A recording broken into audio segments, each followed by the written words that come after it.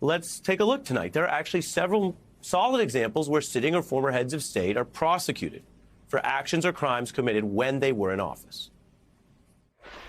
Former French President Nicolas Sarkozy has been sentenced to 1 year in prison. Lula has been convicted of graft and money laundering and sentenced to 9.5 years in prison. If the conviction is upheld, he will not be able to run in elections.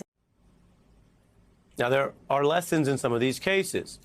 The strongest legal precedents from abroad in this situation tend to involve abuse of office, a politician who abused power or corruptly enriched themselves, which makes sense, as opposed to a prosecutor running down a former president or something else. In France, we showed you President Sarkozy charged and convicted of corruption and got a 1-year sentence served in home confinement. In Italy, a media mogul turned flamboyant politician who's drawn Trump comparisons, Berlusconi, faced trials that showed in that country no politician was above the law.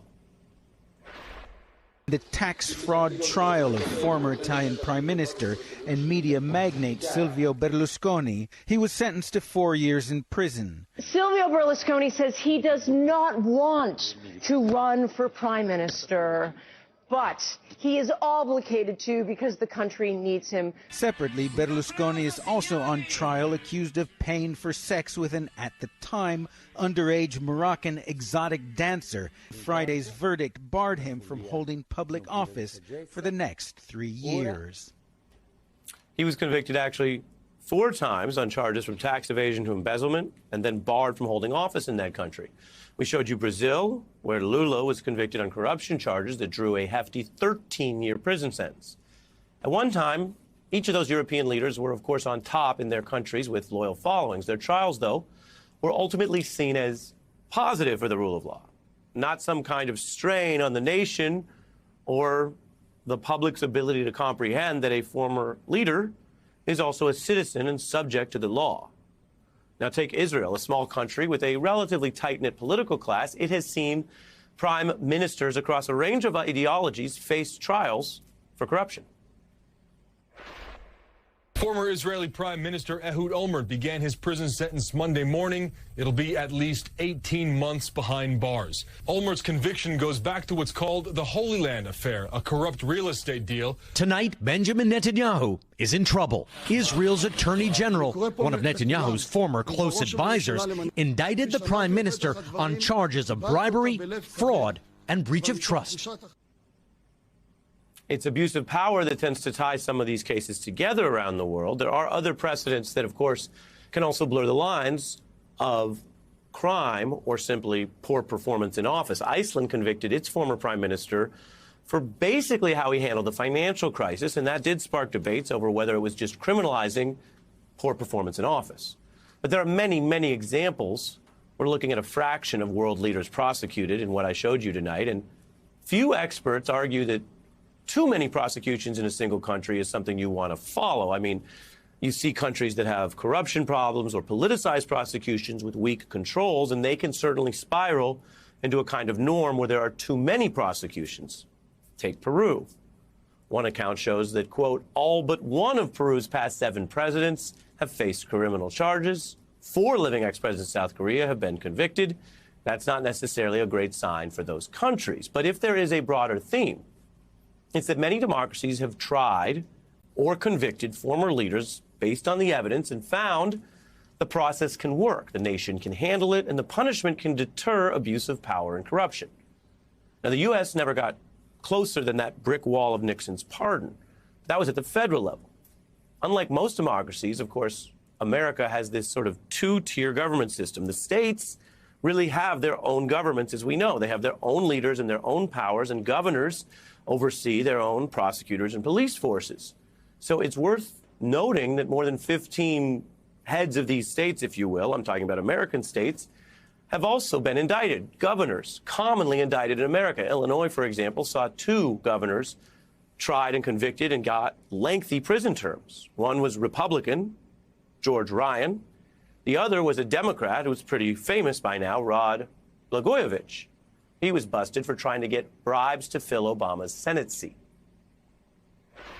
The FBI tapped his phones and got 500 hours of secret recordings. Prosecutors say Blagojevich is plotting to take campaign donations from candidates he knows he'll never appoint. Blair Hall actually thinks he can be senator. You believe this guy? He's an idiot. Huh? That's cool. So does Jesse Jr. Yeah. He's got people calling my house now, Jesse Jr. Well, he's putting the full court press on. He's going to raise you money, pal. Blagojevich ultimately served 8 years. He got a pardon from his former apprentice castmate, Donald Trump. Now, Trump and Nixon faced evidence of abusing power to basically subvert democracy or try to steal elections. Now, that's one of the most serious crimes you can commit in office. It's on par with that Illinois president that I just showed you, the precedent there where Blagojevich was abusing the government power he had over a Senate seat, which got him indicted. You also have the foreign cases that, again, often turn on corruption. So you're abusing the power you have, the public faith of the democracy you're running, and later it's catching up with you. Now, there's even more bad news for Trump here because other more minor legal offenses also can carry the prospect of indicting a former president. Consider that it was federal prosecutors in the Clinton case who did not allege that then President Clinton was doing corruption in Whitewater, the original reason for that probe, or that he attempted a coup, or that he did anything regarding an insurrection. No. What they alleged about Clinton was that he lied. And he lied in a government proceeding, which can be perjury, right? And they pressed the real possibility of a criminal indictment of former President Clinton after he left office. That was on the table, which led to them negotiating this deal to avoid that very prosecution. President Clinton has just a few hours left at 1600 Pennsylvania Avenue, but he's making news right down to the wire. On Friday, he accepted a deal to end the independent counsel's investigation of his role in the Monica Lewinsky scandal, thereby avoiding indictment after leaving office. He has acknowledged that some of his answers were false. He has agreed to a 5-year suspension of his Arkansas bar license. That last voice was Ken Starr's replacement in that office, former prosecutor Robert Ray. He announced the suspension there of Clinton's law license. Now, Ray went on to defend Donald Trump at his impeachment. You might even recognize him from some appearances on this very program. But the key in that Clinton example with then counsel Ray is that the indictment of that former president was legally on the table. Clinton's team decided to cut that deal to avoid that prospect after he left office. And the Watergate jurors also viewed a Nixon indictment as on the table after he left office. History shows one juror recounting how 19 people in that secret grand jury room raised their hands about wanting an indictment of Nixon.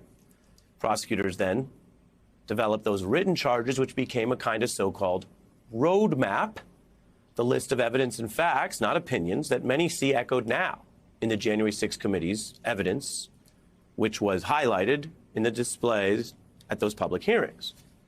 Now, this history does not answer the legal question over whether Donald Trump should be indicted by the DOJ or the Georgia prosecutor, or potentially in both cases. Only the evidence can speak to that legal question. We are not prejudging or foreclosing it here. But this is important, and there's a reason why we're walking through this right now at this moment. The history shows that subjecting former heads of state to the full prospect of a justice system in a democracy, which can include possible trial and conviction, is not a departure from democracy. It is not something that is dangerous or precedent busting. It is, if you actually look at history, a feature of the rule of law. You can see that in these cases of American presidents in both parties and governors in American states from both parties and these democracies abroad, which the U.S. has sometimes touted as allies or examples. And so if you hear lately, or particularly in the coming months, that a Trump indictment would be unprecedented or risky or set some kind of new, dangerous cycle of prosecution in America, well, you've learned it tonight. You are hearing something false if someone tries to convince you of that. Now, why would someone want you to think that false thing? A thing that also might make an indictment less likely. If we believe that these prosecutors exist in the real world of humans, or what people say and do affects other humans. Well, if somebody's trying to convince you that this is so much more rare than it is, maybe they're a Donald Trump apologist, trying to lie or scare the public away from a sober, more evidence-based approach to this issue. Or, and this is interesting, if someone wants to convince you that this would be some new wild turf for a democracy, that person might also be a Merrick Garland apologist, trying to soften the ground or walk away from major evidence to claim that leaving this be and not creating a new precedent is the independent thing to do, while that person might be publicly spinning that thing in the very D.C. tradition of James Comey. So let me tell you something. These are strange times when insurrectionist foot soldiers and randos are prosecuted while the planners, lawyers, and televised promoters of coups remain, as of this moment, largely off limits at DOJ.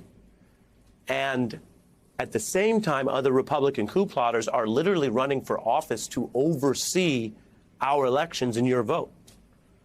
These are strange times when there is talk of violence and rebellion, but the prosecutors tasked with enforcing the law are being told, sometimes in louder and more menacing voices, that if they do find the evidence were to lead to an indictment of a citizen who happened to once hold the job of president, that enforcement of the law would then be the real danger to the republic, or would risk the unrest and violence that, well, the MAGA movement already subjected the nation to on January 6th. This is a big one. Will the people in charge, will America get this one right?